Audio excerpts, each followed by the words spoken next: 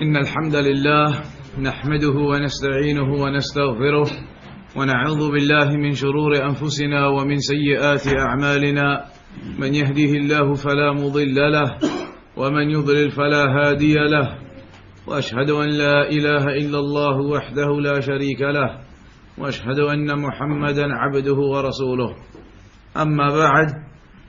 So we're now on the hadith of Ibn Mas'ud رضي الله عنه قال رسول الله صلى الله عليه وسلم لا يحل دم امرئ مسلم إلا بإحدى ثلاث الثيب الزاني والنفس بالنفس والتارك لدينه المفارق للجماعة رواه البخاري ومسلم. So in this hadith now, Ibn Mas'ud radiyallahu anhu says that the Prophet sallallahu alayhi wasallam said, the blood of a Muslim individual is not permissible except in one of three instances. The blood of a Muslim individual is not permissible to take except in one of three instances. And they are going to be clarified and explained by Shaykh al-Fawzan in this explanation to the hadith. The first of those, الثيب الزاني, a fornicator. However, like we said, the details of this fornication and what is meant by it will come. Because الثيب الزاني, الثيب would indicate somebody who is not a virgin. But we'll come to the details. وَالنَّفْسُ بِالنَّفْسِ, and to make the justification for the one who kills another, to have that individual also killed as, they say, capital punishment. But we'll come to the details. وَالتَّارِكُ لِدِينِهِ وَالْمُفَارِقُ لِلْجَمَاعَةِ, the one who leaves his religion and splits from the congregation. And this is mentioned in Al-Bukhari and Muslim, the narration. The explanation of that now. Shaykh al-Fawzan says, جاء الإسلام بالضرورات الخمس. Islam has come with the five necessities. Islam has come with five necessitating factors. Firstly, حفظ الدين. Firstly, to protect the religion.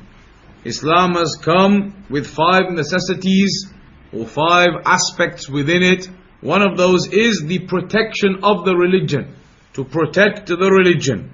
بِقَتْلِ الْمُرْتَدِّ الَّذِي يَتَلَاعَبُ بِالدِّينِ. And that can occur, for example, in a Muslim state, run properly and correctly upon the laws of Islam, that an apostate may be given the capital punishment. Also, حِفْظُ الْعَقْلِ, to protect the intelligence, the intellect, بحفظه من كل ما يضره من المسكرات والمخدرات, to protect one's intellect, his faculties, his mental faculties, to protect those. That is also something from the legislation of Islam. So for example, it is haram to take alcohol, to drink alcohol, which would cover the mind of an individual and cause him to lose his full senses. Similarly, drugs. It is impermissible to take any form of drugs that would cause this type of reaction within his mind. It overcomes his mind. He loses senses of what he is doing. So therefore, alcohol and drugs and these types of chemicals are impermissible and forbidden to protect and preserve the mind of an individual.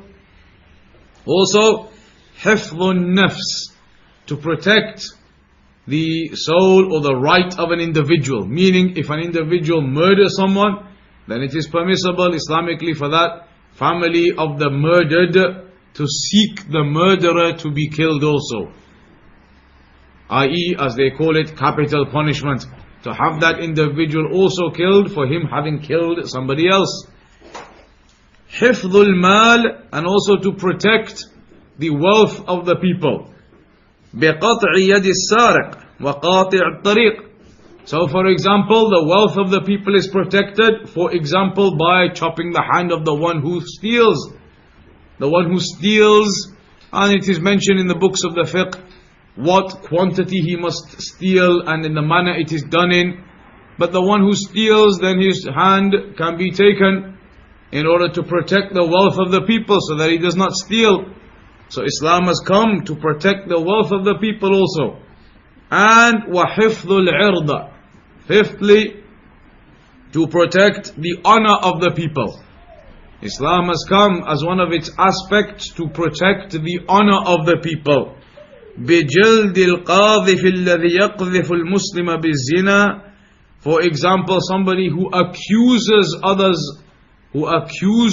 Muslims of fornication without any proof, without any evidence, or unable to prove that, then this individual can be whipped Islamically to protect the honor of the one being accused.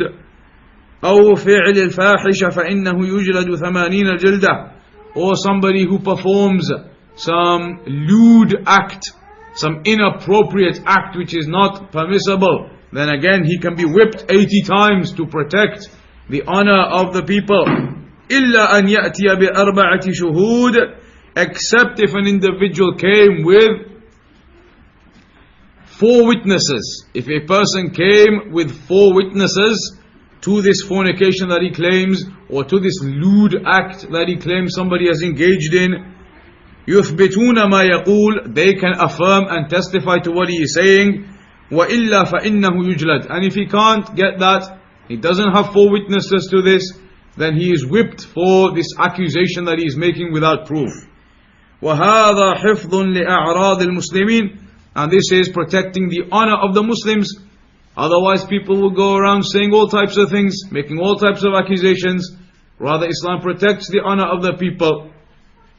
وفيه حفظ النسل لأن الزنا يخلط الأنساب ويسبب الأمراض ويذهب بالحياء فخطره عظيم. And similarly, the fornication, then of course that is prohibited in Islam, because one of the acts or one of the consequences that occurs from fornication is that the lineage is lost. The lineage becomes mixed up amongst the people, those who are fornicating, and it is not known who the father is and where the mother is, and all types of the lineage becomes mixed up between the people fornicating. So the Islam protects the lineage, it protects the honor of the people, not to be in this chaotic manner of fornication and nobody knows who the father is or where the parents are. So Islam protects these rights and honors of the people. فَهَذِهِ الضُّرُورَاتِ جَاءَ الْإِسْلَامُ بِحِفْظِهَا. So these necessities, Islam came to protect them. وَلِهَذَا قَالَ صلى الله عليه وسلم في هذا الحديث. And that's why the Prophet صلى الله عليه وسلم said in this narration, لا يحل دم امرئ مسلم, that it is not permissible to take the blood of a Muslim individual. فَمَنْ شَهِدَ أَنْ لَا إِلَهَ إِلَّا اللَّهُ وَأَنَّ مُحَمَّدًا رَسُولُ اللَّهِ فَإِنَّهُ دَخَلَ فِي الْإِسْلَامِ وَحَرُمَ دَمُهُ وَمَالُهُ. So the one who testifies to La ilaha illallah, testifies that there is no deity worthy of worship in truth except Allah, testifies that Muhammad is the messenger of Allah, he testifies to that testification, then that individual, he is protected now, his wealth and his blood and his honor, it is protected from having accepted Islam and entering into Islam. And that is why the Prophet ﷺ said in the other narration, أُمِرْتُ أَنْ أُقَاتِلَ النَّاسِ حَتَّى يَشْهَدُوا أَنْ لَا إِلَهَ إِلَّا اللَّهِ. I've been commanded to fight against the people until they proclaim that there is no deity worthy of worship in truth except Allah, and Muhammad is the messenger of Allah. وَيُقِيمُ الصَّلَاةِ, and that they establish the prayer. وَيُؤْتُ الزَّكَاةِ, and they give the zakat. فَإِذَا فَعَلُوا ذَلِكَ, so if they do that, عَصَمُوا مِنِّي دِمَاءَهُمْ, they have protected from me their wealth, or their blood rather, وَأَمْوَالَهُمْ, and their wealth, إِلَّا بِحَقِّ الْإِسْلَامِ, except with due right Islamically, وَحِسَابُهُمْ عَلَى اللَّهِ, and their accountability is with Allah. فَمَنْ أَظْهَرَ الْإِسْلَامِ قَبِلْنَاهُ, so whomsoever openly portrays to us that he's a Muslim, then we have to accept that from him. we have to accept that this person is a Muslim then. If he openly portrays that he's Muslim, portrays the testification, then we have to think that this individual is a Muslim. وَاحْتَرَمْنَا دَمَهُ وَعِرْضَهُ وَمَالَهُ. And we therefore have to respect his blood and his wealth and his honor and his affairs. We have to respect and protect that individual and not to transgress. وَصَارَ أَخًا لَنَا, because he is now a brother to us. فَلَا يَجُوزُ تَعَدِّ عَلَيْهِ. It is therefore not permissible to transgress against such an individual if he proclaims openly to be a Muslim and upon Islam. إِلَّا إِذَا ارْتَكَبَ أَحَدَ ثَلَاثَةِ أُمُورٍ. Except if a Muslim was to engage in one of three acts. If a Muslim engaged in one of three acts, then his blood becomes permissible, in order to protect these five aspects that have been mentioned. So what is the first time when it is permissible to take the blood of a Muslim? An-nafsu bin-nafs. And that is when a person kills someone, then the murderer is allowed to be killed under Islamic law, capital punishment as they say. That is permissible. Here the Shaykh mentions al-qisas, and that is mentioned in the Quran. Al-qisas, that you take the life of the murderer who killed the other person. The murderer kills somebody, the family of the person who's been killed can Islamically ask for the murderer to be killed as well, to make up for the killing that he has done. So that is taking his soul for the soul that he took. That is making the balance and the justice between that act. He killed one of their family, so they can now request that he be killed. That is permissible and legal Islamically, and it is legal to have that person killed, capital punishment. That is permissible in that instance. And Allah mentioned in the Quran, Ya ayyuha alladhina amanu kutiba alaykum al-qisas. O you who believe, this qisas has been prescribed upon you. It has been prescribed upon you, the qisas, to take the soul in exchange for the soul that he took. Under the Islamic law, properly done by the ruler, not chaotically that anybody acts like a vigilante. We are talking about this being practiced properly in the state of an Islamic law, where it can be done by the people in charge and in authority, not for anybody to go and do this themselves. That is not Islam, that is the way of the takfiris. Rather, this is to be done properly in the Islamic state where the ruler can implement these rules.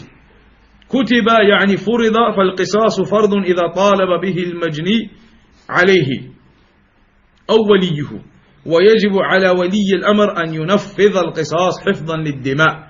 So if the person who has been murdered, his family, they make a demand from the ruler of the country that they want the murderer to be killed, then the ruler, he implements that, and it is allowed for him to have that person killed in response for him having killed this other one. That's a permissible instance now. And that is to protect the blood of the people, because if the murderer is allowed to walk free and do as he pleases, and there is nothing which occurs to him, then that would allow him to openly do as he pleases.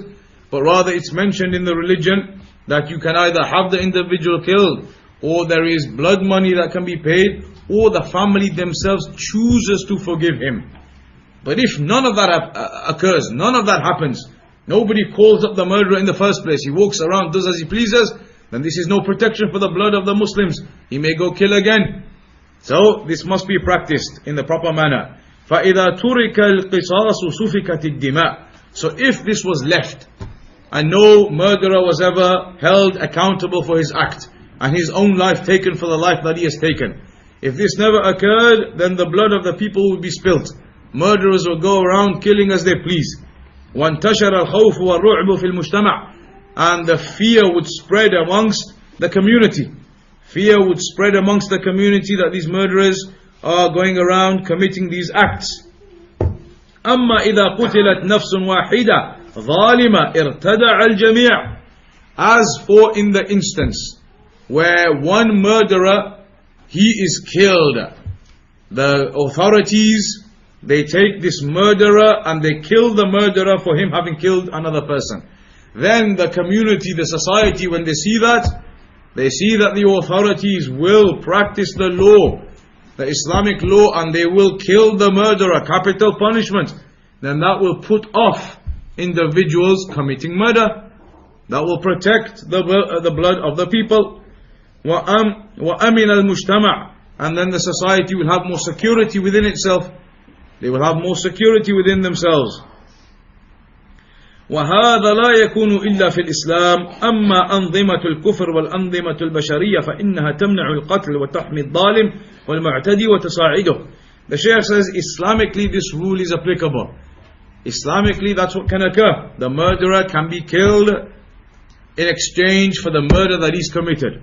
However, the Shaykh says, in the man-made laws that the people have across the world, in most places nowadays there is no capital punishment. It exists in some places. In some states of the world, in some places it still exists. But in many places they don't have that anymore. And the Shaykh says this in reality isn't correct. It's as if they are protecting the murderers. It's as if they are protecting the murderers by not having this punishment upon them for them going and murdering and killing others. وَلَا تَرْحَمُ الْمَجْنِيَّ عَلَيْهِ, and this in reality isn't showing any mercy to the one who's been transgressed upon. A family has had their child murdered, or one of their mother murdered, or somebody murdered, killed in cold blood, and the authorities and the laws of the land say the person, he just goes to jail for 10 years and comes out again. This isn't justice to the family. It isn't justice to the ones who had somebody killed in them. وَلَا تَرْحَمُ الْمُجْتَمَعِ, and in fact the Shaykh says this isn't showing mercy to the society as a whole. To have these types of punishments which aren't in reality punishments, then it's not a mercy to the society, it's not justice to the society. Because then this killer, this murderer, he comes out again after 15 years, 10 years, and he's free to go around doing what he pleases once again. وَإِنَّمَا تَرْحَمُ الظَّالِمَ الْمُعْتَدِي وَتَحْمِيهِ. This type of way, it protects the criminals. It protects the criminals, and it gives them, and it gives them protection, it gives them security, that they are able to do these things and they don't have any severe punishment upon them. وغاية ما يعملون معه أنهم يحكمون عليه بالسجن 500 سنة أو 400 سنة أو مدى الحياة ثم يعفون عنه ويخرجونه. The Shaykh says mostly what they will do is say he has a life sentence, 400 years, 500 years. They give those sentences sometimes, the life sentence. But even then the Shaykh says later on at some point they'll have some type of appeal or whatever and they let him go as well. So this isn't the proper punishment. فَهُمْ يُشِيعُونَ فَقَطْ أَنَّهُمْ حَكَمُوا عَلَيْهِ بِهَذَا الْحُكْمِ. So it's as if they are just promoting that we are preserving justice and we put him in prison. But in reality afterwards murderers and all types, they walk free. وَأَمَّا التَّنْفِيذُ فَلَيْسَ هُنَاكَ تَنْفِيذ وَلَوْ نُفِّذَ فَإِنَّهُ لَا يَكْفِي بَلْ لَا بُدَّ مِنَ الْحَسْمِ وَالْقِصَاصُ مِنْهُ بِقَتْلِهِ وَهَذَا رَحْمَةٌ مِنَ اللَّهِ عَزَّ وَجَلَّ. So the reality of preventing this type of act from really stopping murderers from committing murder, the Shaykh says you must have this Islamic law. Islamically, in the Islamic states where it's practiced, then it will put people off from committing these crimes. When they see that the murderer will be killed in exchange for him having murdered, it won't just be a case of a few years in jail and you're out again. Rather they will be feared. Fear will go into them when they know that this is the punishment they will be faced with. So that is something that Islamically, under the Islamic state, where there is a ruler, where it's possible through the state and the authorities properly, not vigilante that anyone goes does what they please, then that is something Islamically permissible to have somebody killed in that capital punishment style, because they are a murderer who's killed somebody else. الثاني, the second instance, الثيب الزاني. الثيب الذي وطئ امرأته المسلمة أو الذمية في نكاح صحيح فإنه صار محصنا بهذا الزواج. الثيب is somebody who has had relations with his wife, has had relations with his wife in the marital home, within the marital status he has had relations, so he's not a virgin. الثيب الزاني, that individual, if he goes and performs fornication, فإذا زنى بعد ذلك الزواج صار من المفسدين في الأرض. If he is married and he has engaged in intercourse within that marriage, yet afterwards he still goes and commits fornication, then this type of individual is somebody who is causing corruption upon the earth. He's causing corruption upon the earth. لأنه أدرك حرمة الأعراض, because he is now taking the honor of the people. وجرب الزواج, he has experienced marriage.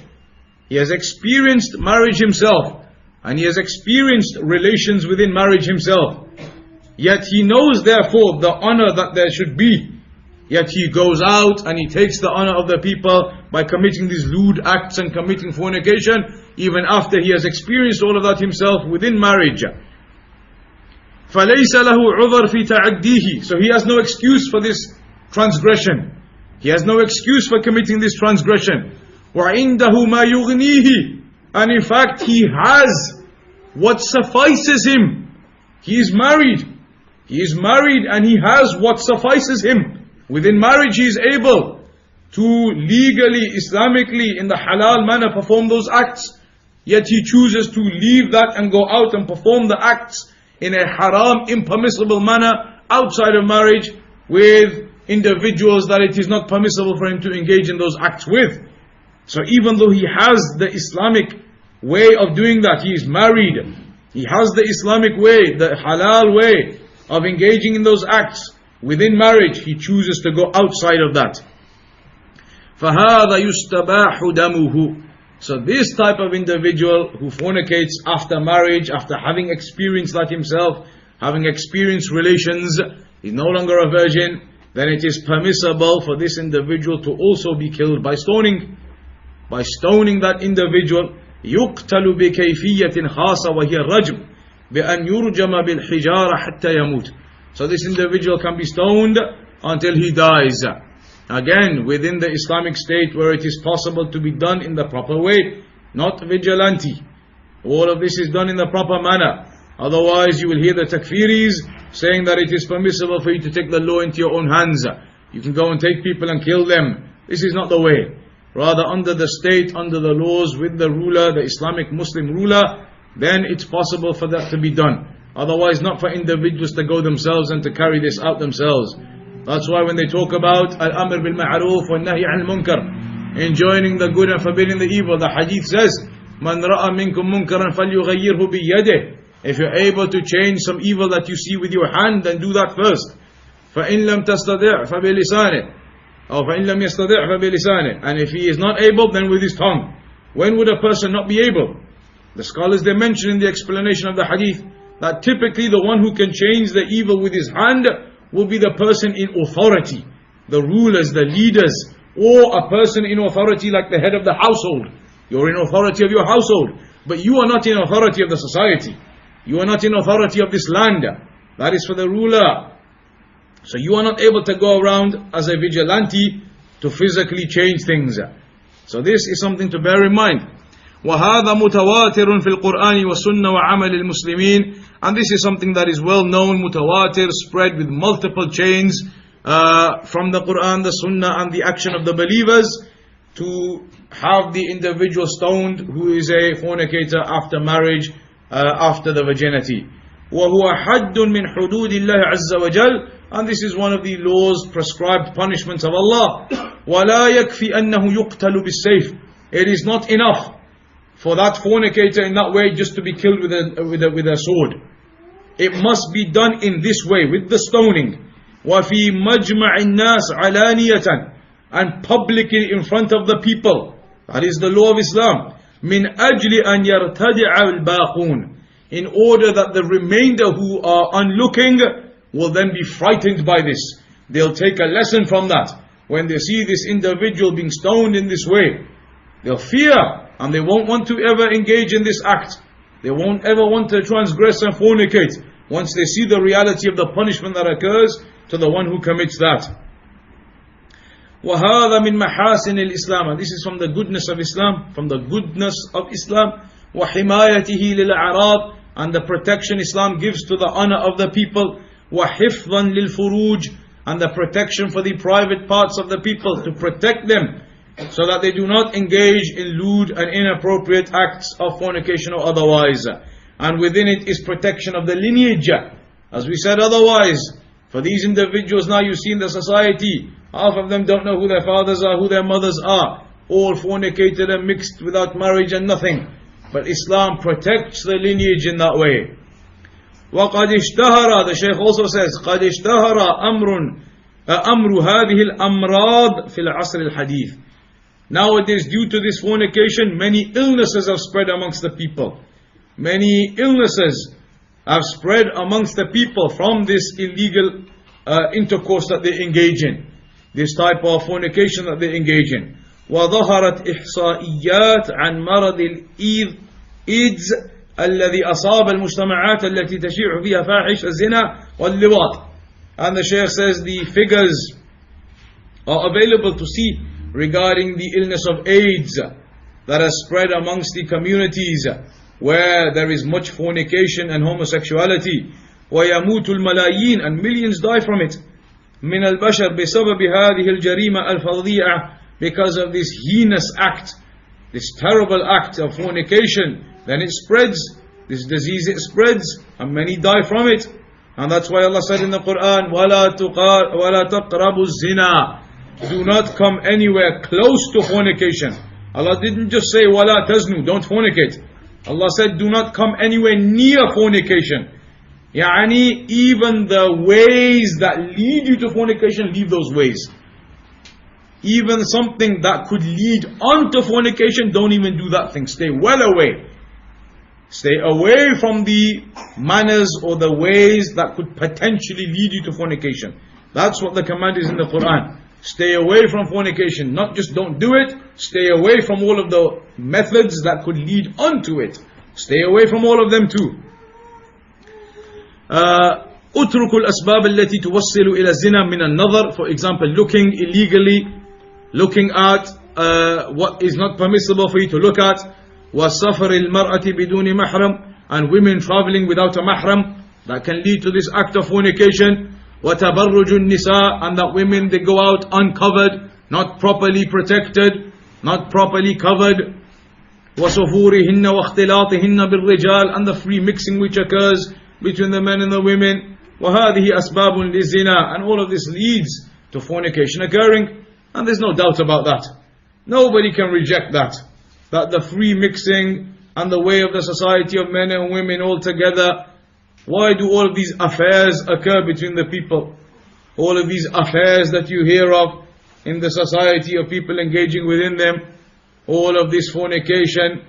You hear of all of these types of activities occurring because of the free mixing between the men and the women. They mix together and eventually they fall into this. الثالث التارك لدينه.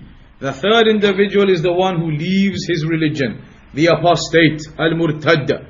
And that is because the Prophet ﷺ said, مَنْ بَدَّلَ دِينَهُ فَاقْتُلُوهُ, whomsoever changes his religion, then kill him. لأنه شهد واعترف أن هذا الدين حق ودخل في الإسلام. So because he has affirmed and acknowledged that Islam is the truth, he has entered into Islam.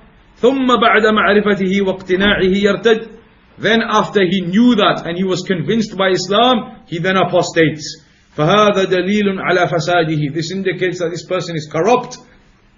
فهذا يقتل حدا حماية للدين من التلاعب. So this individual is killed, prescribed punishment from Allah, in order to protect the religion from people messing around in this way. وَصَدًّا لِطَرِيقِ الْمُفْسِدِينَ الَّذِينَ يُرِيدُونَ صَرْفَ النَّاسِ عَنِ الدِّينِ, and to stop those people who want to try to divert others away from their religion. لأن بعضهم يدخل في الإسلام ظاهرا. Because the Shaykh says some people they enter into Islam openly, apparently, ثم يرتد, then they apostate. ليقول للناس, so that they can say to people, لم يرتد إلا لأنه رأى أن الدين ليس فيه صلاحية. So that they can say to people, I used to be Muslim, etc., but I left it because it just wasn't suitable. Islam just isn't right. So the Shaykh says, some people they may enter into Islam and then leave and apostate so that they can make these kinds of statements. That Islam isn't good and there was nothing useful of it, X, Y, and Z, and they talk about these things afterwards. So some people they may behave in that manner. لأن هذا الذي ارتد من المفكرين ومن المدركين للأمور ولو أنه رأى في هذا الدين خيرا لم ارتد. Because these types of people are intellectuals often. If they knew of the reality of Islam and they knew of the beauty of it, then they wouldn't have apostated. هكذا يقول المنافقون وضعاف الإيمان فإذا قتل فإن الناس يحترمون الدين ويتوقفون عن التلاعب به.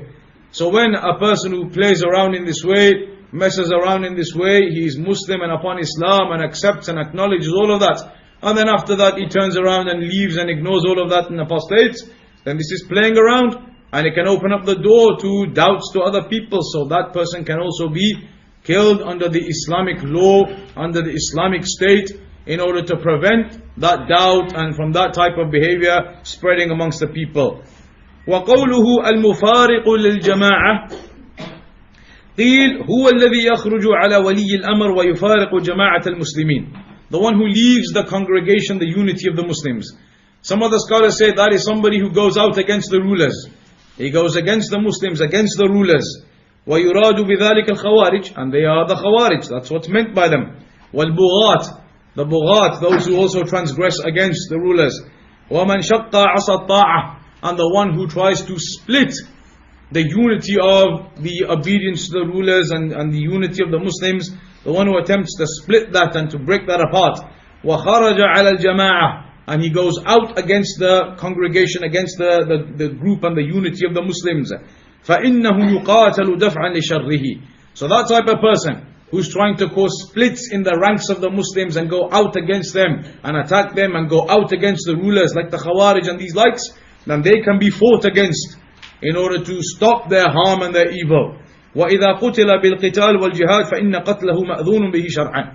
And if you end up killing some of them, you end up killing some of the Khawarij in that, then it's permissible Islamically, that's not held accountable for. Because you were fighting against them to stop their evil of going against the Muslims and killing the Muslims and going out against the rulers. So if you end up killing some of these types of individuals who have split away, then it is not held accountable. نعم لأنه صيانة للدين من التلاعب وصيانة لاجتماع كلمة المسلمين. هذا هو المفارق للجماعة, because that is for the purpose of protecting the religion and protecting the unity of the Muslims. And that's why we see the scholars, they speak so much regarding the Khawarij. The Khawarij, they are mentioned in the books of Aqidah. The scholars talk about their deviation, the deviation of the Khawarij, going out against the believers, going out against the Muslims, making permissible the blood of the Muslims outside of what is legislated Islamically in those specific reasons. They will make halal the blood of Muslims for Muslims committing major sins. Any Muslim commits a major sin, then they declare him a disbeliever. So to fight against them, then that is permissible, again within the conditions, within the possible framework of being able to do so. فَدَلَّ ذَلِكَ عَلَى أَنَّ الْمُسْلِمَ يَلْزَمُ جَمَاعَةَ الْمُسْلِمِينَ وَإِمَامَهُمْ. This therefore indicates that a person is supposed to cling on to the unity of the Muslims. وَاعْتَصِمُوا بِحَبْلِ اللَّهِ جَمِيعًا. Cling on to the rope of Allah, all of you together, united, as we mentioned last time, upon the Quran and the Sunnah and that straight path. وَلَا يُفَارِقُهُمْ فَإِنْ فَارَقَهُمْ اسْتَحَقَّ الْقَتْلِ. And you do not split away from the Muslims and go against them and attempt to attack them. That person can be fought against and killed in order to protect the society and to protect the Muslims and to protect the unity of the believers. وَقَدْ كَفَلَ الإسلام حرية الرأي بالحق بأن يعمل المسلم على إظهار الحق ولا يخاف في الله لومة لائم. أما حرية الرأي بنصر الباطل وترك الدين والطعن فيه وسب أهل الخير فهذه حرية باطلة ومفارقة للجماعة. As for freedom of speech, then Islam protects freedom of speech. As long as that freedom of speech, you are speaking the truth, speaking upon the truth and what is correct and upright. A person speaks upon what is correct and upright and speaks the truth, then that is protected by Islam. Islam doesn't stop you from speaking the truth and to act upon the truth. However, if a person wishes to have freedom of speech in terms of being able to speak nonsense and to speak about things which are outside of the fold of Islam or outside of that which Islam it preaches, then that is not the freedom of speech that is being mentioned here. That is incorrect speech. For a person to think or for them to request that they should have freedom of speech, as some of the people now, they bring about all types of things which is from ignorance. And they say this is freedom of speech and rights. So they wish to have a woman to lead the prayer where men are behind her. Some of them wish to do this, and they have begun to do it already. And in reality, if a person ponders and thinks, they say this is rights for the women. A woman should be able to lead the prayer. Rights for the women. Why is it only the men? This is what they say from their deluded intellects and the whispers of the shaitan. And if a person thinks about the affair, thinks about how Islam protects and preserves the woman, even at a very basic level, if a woman was leading the prayer and the men are praying behind her, is that suitable for the men to be looking at that? For the woman praying in front, going into the ruku' or going into the sujood. From that very basic level, let alone anything else, already you realize how inappropriate it is. And how Islam preserves the woman, not to put her in front in show, to be seen by all of the men behind her going into ruku' and into prostration. They though say that's rights for the women. They think that is rights for the woman, for her to be shown in front of the men going into ruku' and going into sujood.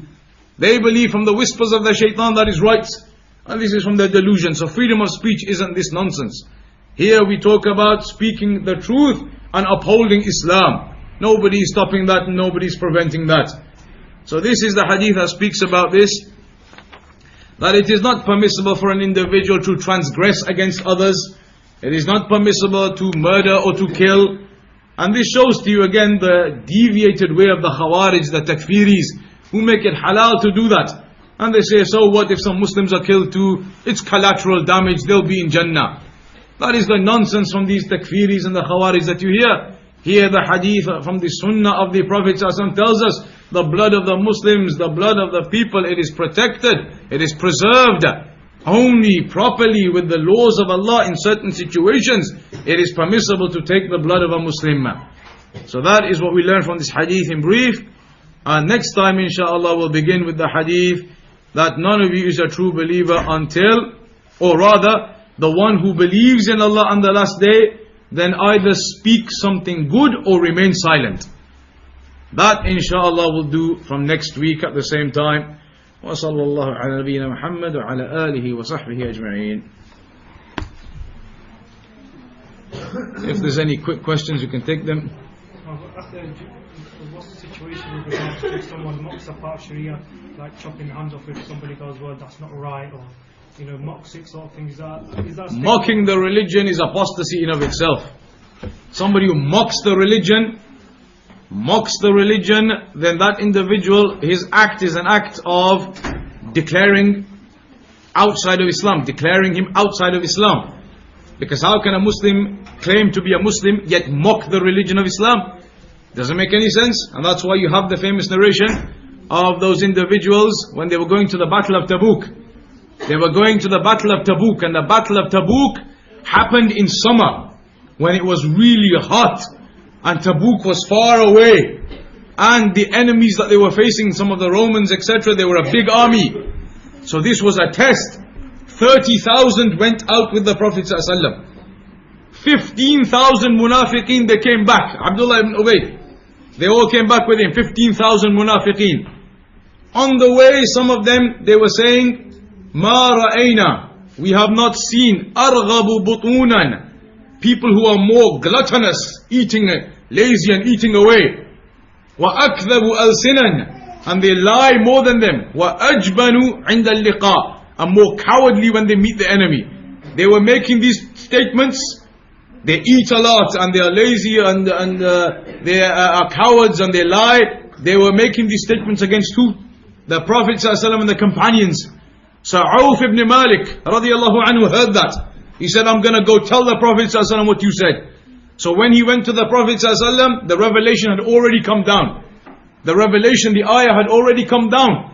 So when that person then came running to the Prophet ﷺ to say, no, Messenger of Allah, we were only joking around, we were only messing around, we didn't mean it.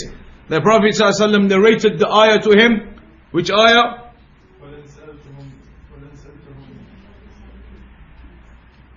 The point, the shahid, لا تعتذروا قد كفرتم بعد إيمانكم. Don't make any excuses now, you have disbelieved after your iman. Don't make any excuses now, you have disbelieved after your iman. It's mentioned in the narration, the individual was chasing after the Prophet ﷺ, and when he caught up to him, the Prophet ﷺ was on his camel. and the Prophet ﷺ was riding on his camel. So this man was trying to grab the rope of the camel to get the attention of the Prophet ﷺ. And the Prophet ﷺ wouldn't look at him. He would just say, "La ta'tadiru." Don't make any excuses now. You have disbelieved after your iman. And he wouldn't look at him. And the narrator says, Ibn Umar radiallahu anhuma, I could see him trying to grab onto the ropes, and he was kicking the pebbles, trying to keep up with the camel. And the Prophet wouldn't look at him, saying, "You have disbelieved after your iman," because of the mockery they were making. Not only him, but the others who were sat with him, in his congregation when he was making these jokes, and they were laughing along with him. The ruling of apostasy was placed upon them too, not just the one who said it. So mocking the religion, whether jokingly or seriously, the scholars say this is the ruling of apostasy. So a person cannot do this. It is of serious consequences to mock anything of the religion or the laws of the religion or the sharia in any way. And this is not correct whatsoever. So we'll conclude there for today, and we'll carry on next week inshallah ta'ala with that next hadith. If the sisters can leave first please, and then we'll leave afterwards.